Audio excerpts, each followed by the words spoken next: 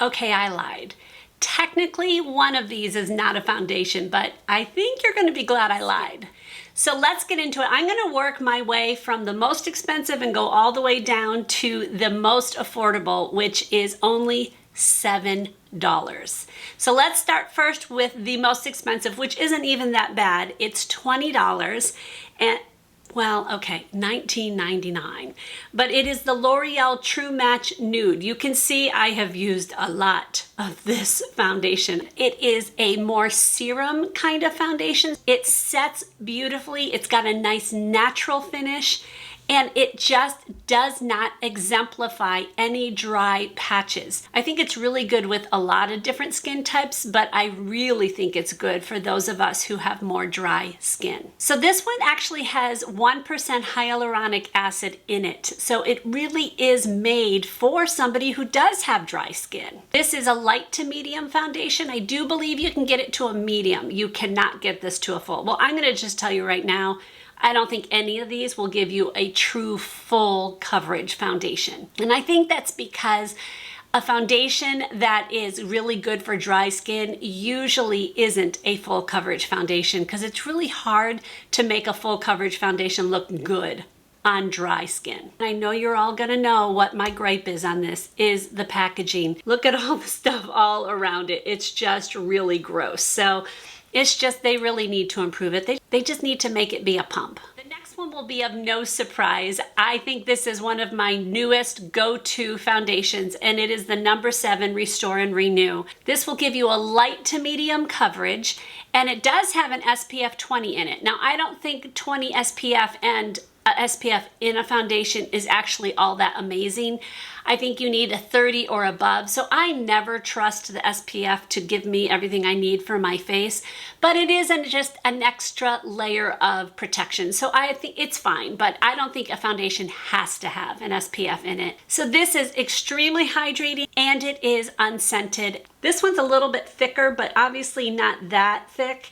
It does run down, and it does have just beautiful coverage, but it looks skin-like. And that's my favorite kind of foundation. It'll just look like it's my skin, but a better version of my skin. The next one comes in at just $18, and it is from Morphe, and it is the Hint Hint Skin Tint. First off, you should shake it before you use it. A lot of these you should shake. This one is definitely a more serum kind of, you know, runny kind of foundation, as you can see, very liquidy. But it does blend in easily, and it is very skin-like, a nice natural finish to it. This one says it will last up to 16 hours, so it claims it is long wearing. I do think it is long wearing. I don't know if it lasts 16 hours, but I do think it lasts pretty good on my skin at least. It also says it is water resistant, sweat resistant, and transfer resistant. It also says it will hydrate your skin up to 12 hours. So clearly this is made for people who have dry skin. Okay, this next one is the one that's technically not a foundation, and it is the one I am wearing today. This is a BB cream. BB stands for Beauty Balm, and it is from Purito. This is their Cica Clearing BB cream, and I get it on Amazon. This is probably the most coverage, which is surprising because it is a BB cream, but you can see I have hyperpigmentation right here, and it looks really good.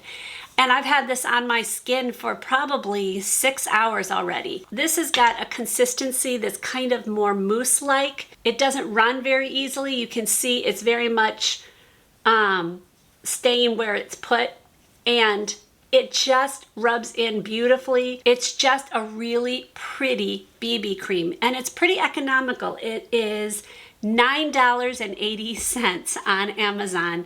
It comes in not very many colors. That's something it could definitely do better. But I love this BB cream. And this is one of my favorites to wear throughout the summer because it is a BB cream instead of a heavier foundation. Though I will say all of these foundations, well, I shouldn't say this one, I don't know. I haven't had this long enough to test it in the summer, but all the other ones I have had in the summer, and they work great. The next one is the Wet n Wild Photo Finish, and it is the dewy one. That does come in with not dewy as well. I love this foundation. It just feels like it's not even on my skin. This is $6.99 for 1 ounce, and it does claim to be natural, very lightweight. This one's really good for the summer because of how lightweight it is. This one, I'm not a huge fan of the packaging. I don't like this paddle all that much. I think it's hard to, I'm gonna do this hand, I've been doing it so much. I think it's hard to control how much I have on my hand, well, my face. But this one rubs in so nicely. It's just a really nice finish on it. This claims it is buildable from medium to full coverage. Again, I don't think it truly does full, but it does do decent coverage. And this one does say it has all day wear, and I will agree with that. I do think it does have very good longevity. And for only $6.99, that's amazing. My next one is also only $6.99. Now this one actually is $6.99 for 0.95 ounces. This one is $6.99 for 1 ounce. So you get that 0.5 ounces more. This one is one of my favorite for the summer, but I also have worn it in the winter and it is just fine. This is the Essence Pretty Natural, and this says it's a hydrating foundation. It's made with hyaluron and it has aloe vera in it. Now this one, I swear it does not crease on my forehead. I am amazed by this thing. It just doesn't. This is much more of a more liquidy consistency, not as much as the L'Oreal one, but you can see it's definitely running down my hand, but it does blend in just beautifully. My hand is now covered 3 times over with so much foundation. It also has a very weightless feel, very much like the Wet n Wild Photo Finish one. This says it stays weightless and that lovely natural feel for up to 24 hours. And it does give a medium coverage, and I will agree with that. It definitely is a medium coverage, but it can also be a light coverage. If you're using a sponge with this one, I definitely think you will have just that light coverage. Well, all of them will do that. That's the nature of a sponge.